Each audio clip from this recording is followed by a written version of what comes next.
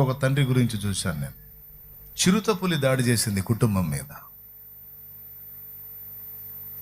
బిడ్డ మీదకి వస్తే అడ్డుపడ్డాడు. అడ్డుపడి ఒళ్ళంతా తూట్లైనా సరే దాన్ని చావగొట్టాడు.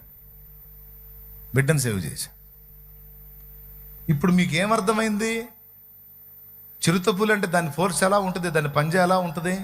అయినా సరే బిడ్డను చంపిద్దని తాను చావుకు తెగబడి దాన్ని చంపేశాడు. చచ్చినా కూడా వదిలిపెట్టట్లా, కొడతానే ఉన్నాడు దాన్ని.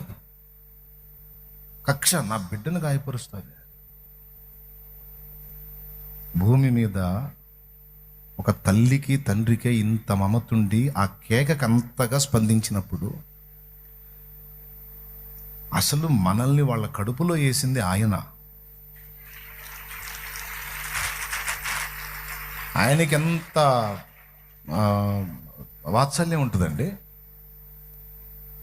మనం ఎల్లప్పుడూ సంతోషంగా ఉండాలి, మనం ఎల్లప్పుడూ పూర్ణ శాంతి గలవారమై ఉండాలి, ఆయన పిల్లలకు తగ్గట్టుగా మనం కళలాడుతూ ఉండాలనేది తండ్రి వాంఛ, తండ్రి కోరిక. అందుకే గ్రంథంలో అనేక చోట్ల ఆనందించుడి, ఒక చోట అయితే అగ్నిగా కూడా రాశాడు.